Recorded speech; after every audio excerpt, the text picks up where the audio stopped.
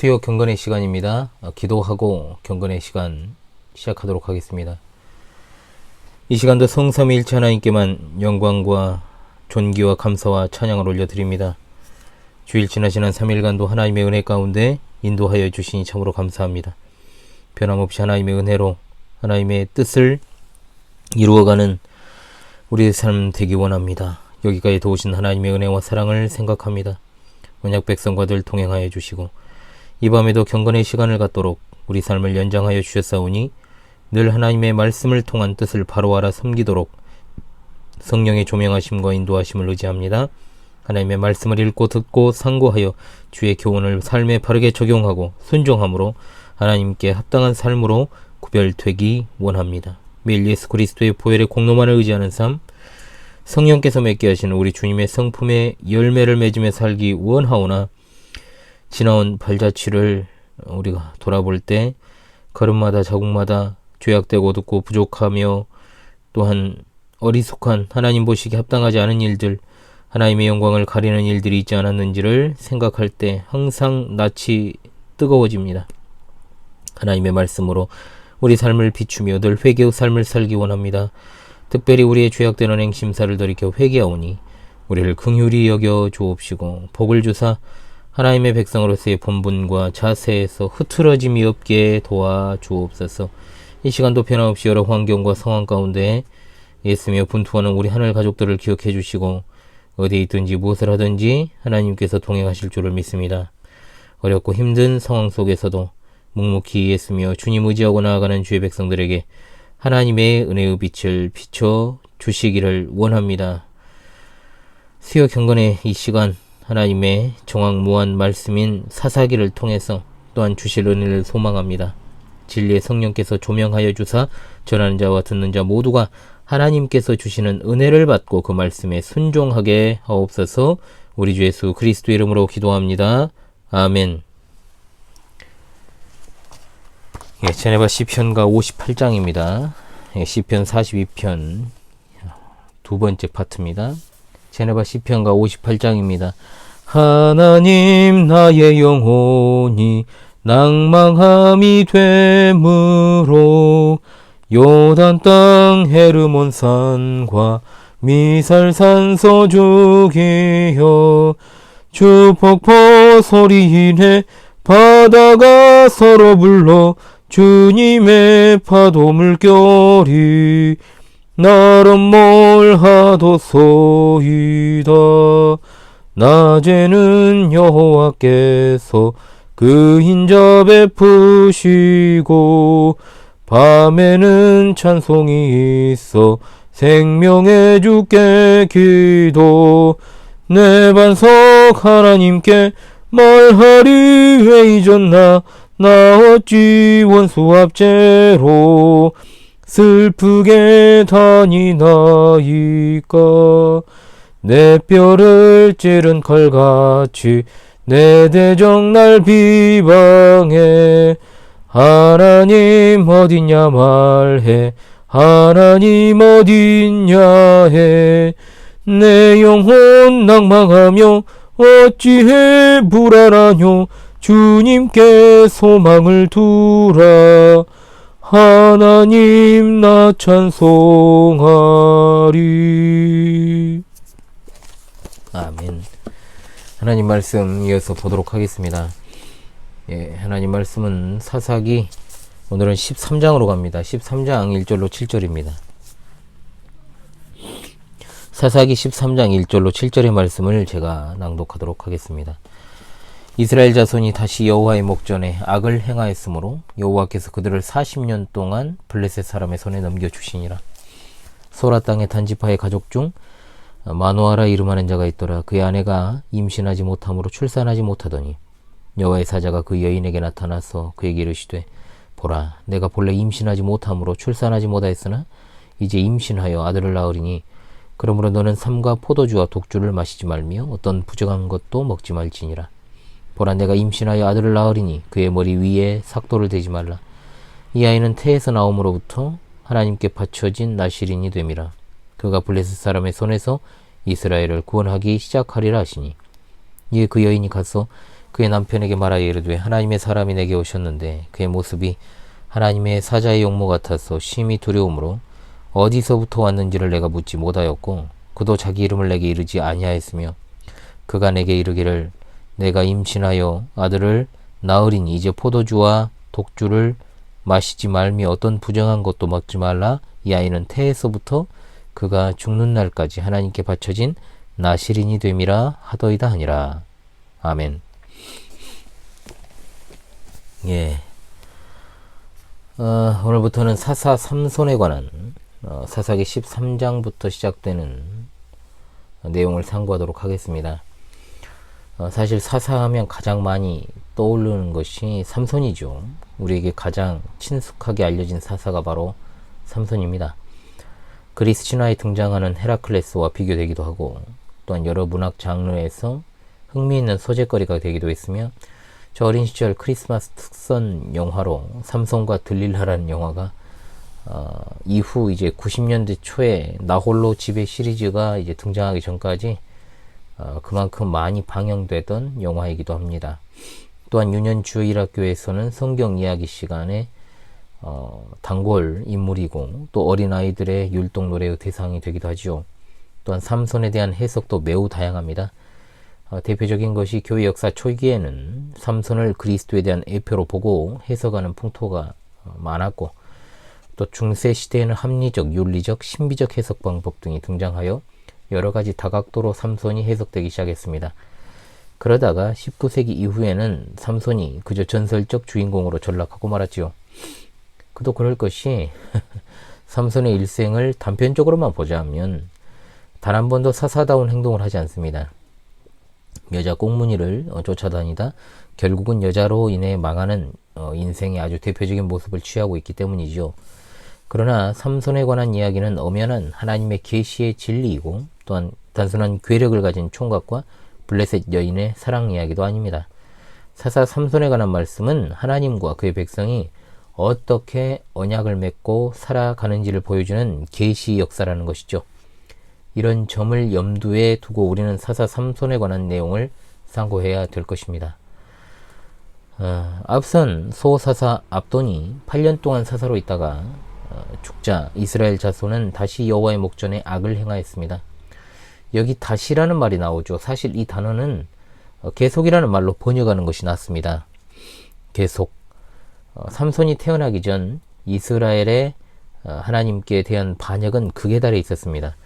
이 하나님께서는 이스라엘을 무려 40년간 블레셋 사람의 손에 붙이셨습니다.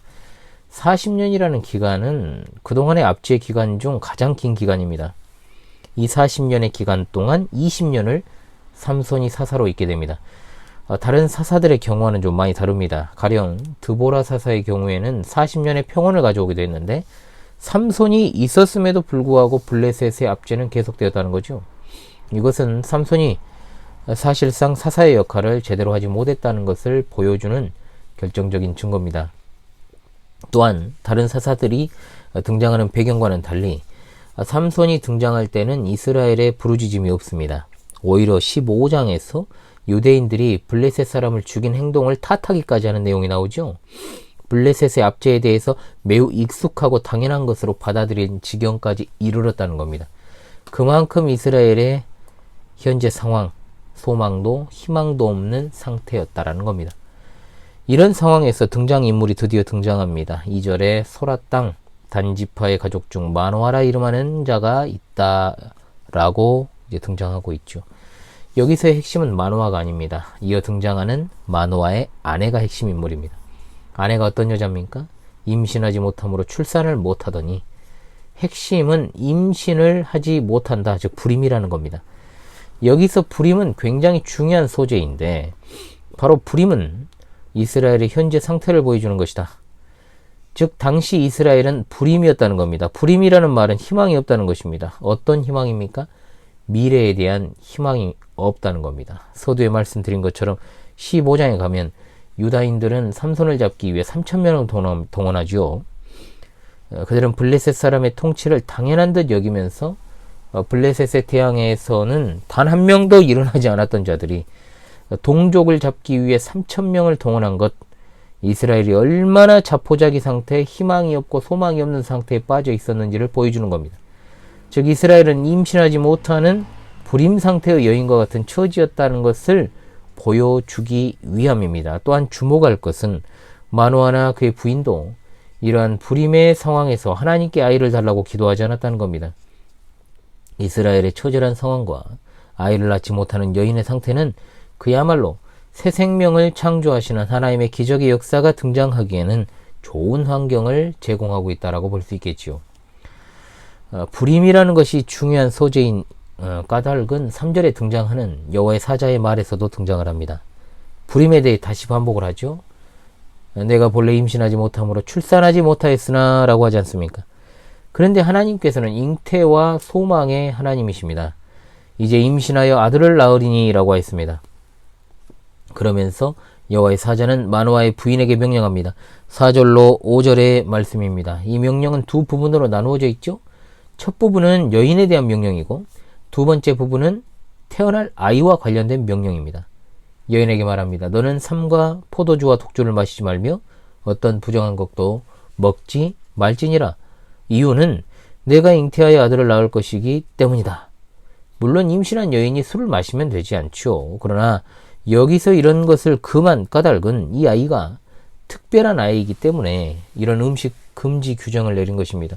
그리고 아이와 관련한 명령을 내립니다. 머리에 삭도를 대지 말라. 그 이유는 두 가지다. 첫째, 이 아이는 태에서 나옴으로부터 하나님께 바치온 나실인이 됨이라 그 말이고, 두 번째, 그가 블레셋 사람의 손에서 이스라엘을 구원하기 시작할 것이기 때문입니다.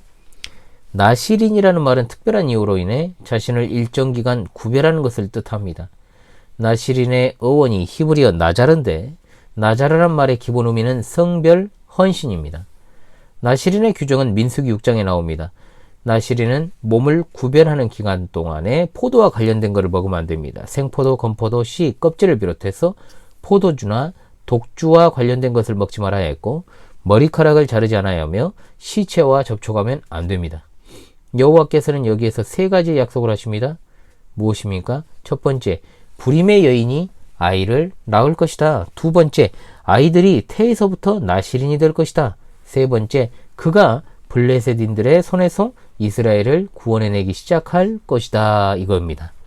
13장 24절에 여인이 아들을 낳음에 이름을 삼손이라 한 데서 첫 번째 약속이 성취되었고 나머지 두 가지는 삼손의 생애를 통하여서 조금씩 성취됩니다. 여호와 하나님께서는 불임의 무대에 들어오셔서 생명을 부여하시는 창조의 하나님이시며 또한 이스라엘을 블레셋의 손에서 구원하시는 용사 되시는 하나님이십니다. 이 일을 삼손이라는 나실인을 통해서 이루어가는 것이 사사 삼손에 관한 하나님의 말씀입니다. 그러므로 삼손에 관한 내용은 이런 구원의 드라마가 펼쳐지게 되는 것이죠. 밭에 혼자 있을 때 여호와의 사자를 만나 아이를 잉태할 것이며 이 아이가 나실인이 될 것이기에 임신한 동안 나실인의 서원을 지켜야 한다. 이 이야기를 들은 마노아의 아내는 이 사실 남편에게 말합니다. 전한 소식은 하나님의 사람이 내게 오셨다라고 하는 것인데 흔히 하나님의 사람이라는 말은 구약의 선지자를 가리키는 말로 사용되었으며 이 선지자는 특별한 데가 있었는데 그 용모가 두려움을 느끼게 하는 모습이었다. 하나님의 사자는 구약에서 일반적으로 천사를 가리킵니다. 결국 마노아의 부인이 만난 선지자는 그 용모가 천사 같았다라고 하는 것이 부인의 첫 인상이었습니다. 7절에서 마노아의 부인은 이 사람이 한 약속을 반복해서 말하는데 삼손의 머리에 삭도를 대지 말라고 한 명령과 그가 블레셋 사람의 손에서 이스라엘을 구원하기 시작하리라는 약속을 빠뜨려 버립니다. 왜냐하면 이 두 가지는 지금 마노아의 부인에게 있어서 시급한 문제가 아니었죠. 반면 잉태하여 아들을 낳을 것이라는 약속과 임신 동안 나실인 규례를 지키라는 명령을 전달하면서 태어날 아기가 죽을 때까지 나실인이 될 것이라고 강조합니다. 그런데 여기 죽을 때까지라는 말에 주목을 해야 될 것입니다. 자, 삼손이 죽을 때까지 나실인이 된다는 건 굉장히 중요한 메시지를 담고 있죠. 결국 삼손은 나실인으로 태어나 나실인으로서 죽을 것이라는 뜻인데 후에 삼손이 머리를 깎이고 몰락하는 것은 그가 나실인이기 때문입니다. 결국 나실인이라는 주제는 삼손의 첫 번째 시작과 끝부분에 등장을 하죠. 삼손에 관한 말씀을 이렇게 둘러싸는 역할을 하는 것입니다. 삼손은 태어나면서부터 죽을 때까지 본인이 원하든 원치 않든 간에 나시린으로서의 신분을 벗어날 수 없습니다. 이것은 우리 성도도 마찬가지입니다. 우리가 하나님을 택했습니까? 아닙니다. 하나님께서 우리를 찾아오시고 우리를 택하여 주셨습니다. 우리가 하나님의 백성이 된 것은 우리의 선택의 결과가 아닙니다. 그렇다면 우리는 태어나서 죽을 때까지 하나님의 백성답게 살아가야 될 것입니다. 하나님의 백성이 되지 않으려고 애를 써봤자 아무런 소용이 없을 것입니다. 주께서 사랑하는 시청자 성도들이시여, 우리는 다시금 소망도 희망도 없이 살아가던 이스라엘의 전철을 밟지 않도록 주의합시다. 우리 하나님께서는 미래 소망이 되시는 하나님이십니다. 그런 하나님께서 우리를 창세전에 택하시고 불러주셨으니 우리는 그에 합당한 삶으로 죽을 때까지 하나님께 구별되고 성별된 자로 살아가야 될 줄로 믿습니다. 아멘. 예, 찬송가 422장입니다. 찬송가 422장. 통일 찬송가는 없습니다. 찬송가 422장 새 찬송가입니다. 거룩하게 하소서. 거룩하게 하소서. 진리의 주님이여, 나의 맘의 죄악을 불태워 주옵시고 쓰심에 합당한 깨끗한 그릇으로 쓰임받게 하소서. 하나님 나라 위에 사랑하게 하소서. 사랑의 주님이여, 십자가로 우리를 화목해 하셨으니 마음과 뜻 모아 정성을 다하여서 봉사하게 하소서. 하나님 영광 위에 기도하게 하소서. 응답의 주님이여, 나의 생각 나의 뜻 버리게 하옵시고 주께서 원하는 바른 뜻 깨달아서 응답받게 하소서. 하나님 이름 위에. 1절을 너무 높게 잡아가지고 좀 힘들었습니다. 예. 예, 광고 드립니다. 벌써 11월 23일입니다. 벌써 11월 하순이 되었네요, 여러분. 월동 준비 잘하고 계십니까? 건강에 특히 유의하시고요. 특히 코로나, 독감, 각별히 유의하시기 바랍니다. 본 교회에서도 또 성도들이 아파서 또 알아눕지 않을까. 정말 격주로 진짜 환자가 막 생깁니다. 노심초사하고 있습니다. 우리 성도님들 한 분도 빠짐없이 건강에 유의하시기를 바라옵습니다. 특히 연세 있으신 우리 성도님들 정말 더 조심하시기를 바랍니다. 이래저래 이제 연말이 다가오고 겨울 사역 시즌을 맞이하는데 12월이 되어서야 이제 겨울 시즌 준비가 이제 들어갈 것 같습니다.